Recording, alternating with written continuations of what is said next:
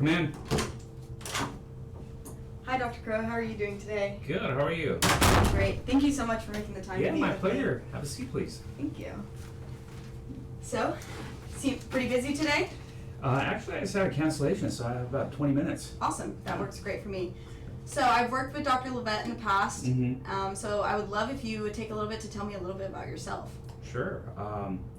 I wrapped up I'm originally from California. I Okay. finished up my residency at UNT, and I've been here for the past couple months. So I'm still getting used to the practice, the patients.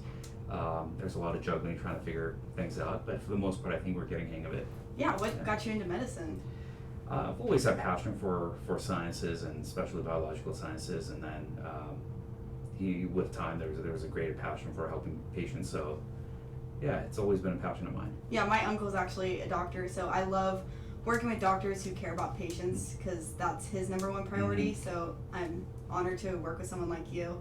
So I'm here with Amgen. We specialize in working with diseases with unmet needs, very innovative. And so that's kind of why I'm here today. I work in the College Station territory, Okay. and I graduated from Texas A&M in 2020. So Congrats. not huge rivalry between us and UNT, but we can make it one a little bit. So a little bit of the agenda I had set for today. I want to really get to know you and the practice here at CSMA, see if any changes you've made versus Dr. Levette, and then break down what some of your patient needs may be, and then just kind of see if Amgen has any solutions that match those needs. Yeah. And then follow up with some questions, anything I didn't make clear for you, and potential next steps if you're interested. Sure. Does that sound okay with That's you? fine. Is there anything you'd like to add to that agenda? No, you mentioned you're with Amgen. Which products do you have? So we, like I said, we work with diseases with unmet needs. So we work anywhere from like oncology to heart disease, which is what I specialize in. So I work with a product called Repatha, which is for patients with high cholesterol. Yeah, I'm familiar with Repatha. I haven't Okay. had a whole lot of experience with it, but I'm definitely familiar with it. Yeah. Okay, perfect. So before we kind of get going, I know you just transitioned here, but if we do find at the end of this call that you are interested in moving forward, is there anyone else who need to be involved in that decision-making process? No, I take care of my own patients. All right. Perfect. If you don't mind, I am going to take some notes as we go through this just so I can follow with you, but I want you to know I am actively listening. So how many patients would you say you see a week that have had a recent cardiovascular event and still struggle from high LDL? It's hard for me to give an exact number. It's obviously the previous patient population hasn't changed, so we're trying to bring in some of the patients that had existing appointments. Yes? Doctor, Amgen's competition is here. They need to see you real quick, just for a I'll be second. right back. Okay, well, if you wouldn't mind, I would love to continue going through this, but if you need a minute, I can wait. Yeah, I need to. All right.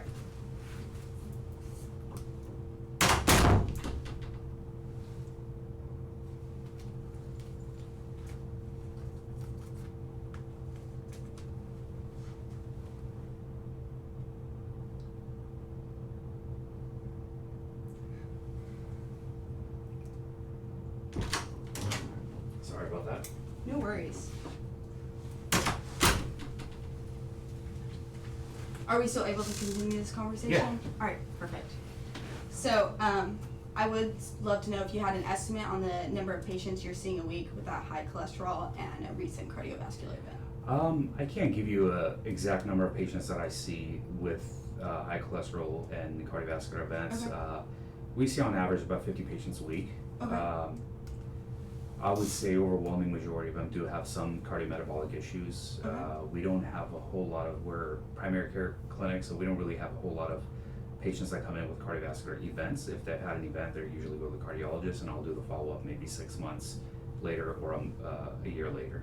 And do you know how many patients your cardiologist team is seeing with that high LDL range or no? High LDL, I mean, most of the patients have some cardiovascular or some cardiometabolic disorder with elevated lipids, so I would say most of them have that. Okay, and is your care plan for those still remaining mostly statin and some like innovative sprinkled in, or what is your care plan for I've had patients? some experience with Repatha, especially when Okay. I was in residency. I haven't initiated Repatha here yet. Okay.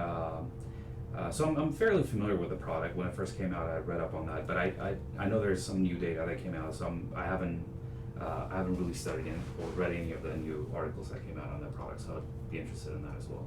Is that what you think is holding you from prescribing Repatha to these patients who are still struggling with high LDL? No, not necessarily. I mean, for the most part, we get most of the patients' LDLs under control with general statins. Mm-hmm. Obviously, there's some high-risk patients that we're unable to control with statins alone. So and I'm still trying to figure out. There are some patients in the practice who have been previously prescribed Repatha, Okay. but not a lot. So you just mentioned that you do have some patients who are on statins and they still haven't quite been able to get that LDL below 70. So what is the next step for that patient? Well, typically, if I see a patient that's on a statin whose LDL is not controlled, I look to maximize the dose of the statin. Okay. And most of them, that's what I've done. Most of the patients that I've seen. You keep referring to the word most, which majority is great. So, but what happens to that minority group that their LDL isn't lowered? What's the implication for them? Well, obviously, we recommend other lifestyle modifications, diet changes, compliance with the medications, and sometimes we add other agents or switch the statin to another agent. We try to play around to see what would work best with those patients, and some of them are Repatha candidates. Mm-hmm. So you've used Repatha in the past. You're not super up to date with it, which is perfectly okay. But where do you think your knowledge of Repatha is lacking, or is it? I just have very general understanding of Okay. the product, the class of PCSK9 inhibitors, and I'm not really sure what they're indicated for, where they're used mostly. So I'm interested if you have that information on the new data. Okay, so kind of what we've talked about so far is you're seeing about 50 patients a week. You have worked with Repatha, but you primarily use statins or rely on some lifestyle changes. That's helping almost all of your clients or patients, but you are still seeing a group that is still Sure. struggling lowering that LDL. Does that all sound correct to you? Yeah. And before kind of moving forward, is there anything else you'd like to inform me about your practice or anything else I should know? No, I mean, obviously the patients are going through some transition, Mhm. trying to get used to me, my treatment options, a lot of them that have been on certain, therapies. If I'm bumping up the dose or changing therapy, there's a little bit of delicacy involved in that. Yeah, So, change can be hard Yeah. for everyone, and whether it's the patient or yourself. yeah. So that's completely understandable. So what I would love to do is kind of take a moment to go over Repatha, give you some updated information on how it's working. So I do want to start this. Are you familiar with the New England Journal of Medicine? Yeah. Okay, perfect. Well, this is a study that was done by them. They took 27,000 patients who have had a recent cardiovascular event, and they have an LDL above 70. The average was 92 in this study. Okay. So in 4 weeks, they saw a reduction in their LDL, significant. Okay. Now, can you define significant for me? I mean, average reduction with statins are anywhere from 30 to 40%. Yeah. Yeah. So average, significant could mean anything. So I want to go a little bit further, and we saw a 63% mean reduction in their LDL. Okay. Now, that's pretty good in just 12 weeks. But then we go to the last box here, and we see in 48 weeks, 87% of 27,000 got their LDL below that danger threshold of 70. Okay. So I think from this study, could you agree that Repatha is effective in reducing LDL? Yeah, so the 63% was in conjunction with the statin. So statins lower it by about 30 to 40%. So Repatha by itself only reduced it by about 23%. Am I understanding it correctly? So it'd be an additional 33%. Statins average about 30%. And So that's 63%. Is that Repatha and the statin together Yes. lowered it? by so that all much? these patients were either on the maximum dosage of statin or on a high dosage of statin, but they still weren't getting their LDL below that baseline. So we added Repatha into the mix. Okay. So I think you made a great point there. In conjunction, these two medications work very well together. They complement each other, and they provide an additional alternative for patients who aren't able to be effective with a statin alone. Okay. And I'm fairly familiar with the side effects of Repatha, but how did the side effects of Repatha in conjunction with statin fare compared to statin use only? The side effects for Repatha, I mean, I have a whole list for them I can give to you. Okay. I can send that over as an email. But the primary complaints we've gotten as side effects is all about injection use. So it is an injection. It either goes in your thigh, your leg, your thigh, your arm, or your stomach. And it's dummy proof. Have you ever used an EpiPen or administered I haven't EpiPens? used it, but yes. So same kind of concept.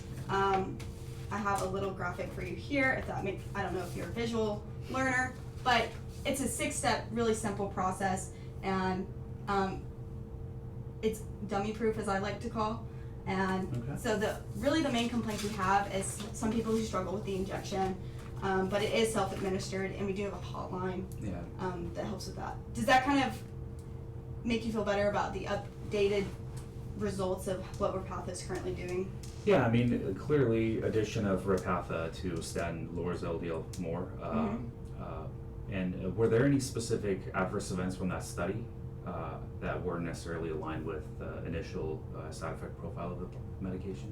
You know, not that I'm aware of. I would love to look into that because I don't want to lie to you and say it was a perfect study. Mm-hmm. So if you are okay with that, I would love to look into it and get Okay. back to you on that. Yeah, I would appreciate that. Of course.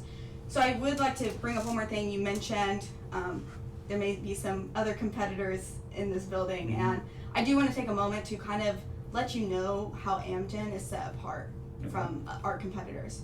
So the product, Repatha, is very similar. The PCSK9 inhibitor, very similar. It's the same type of technology, but there's a difference, and that's the support system. So we have right here, we have the drug, the prescription that helps the patient. But then under Amgen is our support system. It's our samples. It's me wanting and being a resource for you, and it is also our team being a resource for the Okay. patient. So what kind of resources do you guys offer? Yeah, so we have like a customer hotline for anyone who's struggling administering that shot. It is, like I said, self-administered, and some people want some extra assistance in that, so they can reach out to our team and we can help them through that. There are tons of YouTube videos about advice and tips for administering that, and I'm also always going to be a support system. This is not a one and done meeting. I'm not going to walk out here and never talk to you again. I want to work with you, and I just wanted to kind of let you know what all comes with this commitment. Okay. It's not just the medicine. All right, fair enough. So I want to take a second there, and do you have any gray areas, or what is stopping you from starting prescribing Repatha to? Well, I mean, the worst thing we can do is initiate therapy and then for the patient not be able to afford it or get it, right? So what sort of coverage does medication have So in this area? I want to make sure I'm understanding you correctly. You're worried about the cost for the end patient. The insurance coverage, correct? Yeah. So Repatha is on formulary, so all they have to do is go to a local pharmacy, pick Okay. it up, and all your job is to do is identify those patients. So these are the patients who've had the recent cardiovascular events. They have a high LDL, and then you prescribe them Repatha, and then they get to pick it up from their local pharmacy at a reduced price. Okay. Does that kind of help confirm your Yeah. concern about the price? Yeah, it does. So at this point, is there anything else stopping you from prescribing Repatha to your patients who qualify? I'm just, I need a little more clarity on its use or the adverse events from the study specifically to see if there's any Absolutely. new unknowns or new concerns that came up. Mhm. So why don't we start there? Okay. So would you agree for me to come in perhaps tomorrow and bring some free samples so I can help show you and show your team so that your nurses and your team is this well versed in how it works so they can also answer questions? So I'd love to bring in some samples, and I can bring in any adverse effects that happen from this study. Yeah, let's start with the adverse effects first, Okay. and then we'll go from there. Okay. Well, I very much appreciate your time, My and I look pleasure. forward to seeing you tomorrow with some updates on that. Sounds good. Thank Bye, you so Jolie. much. Thanks for coming. Nice job.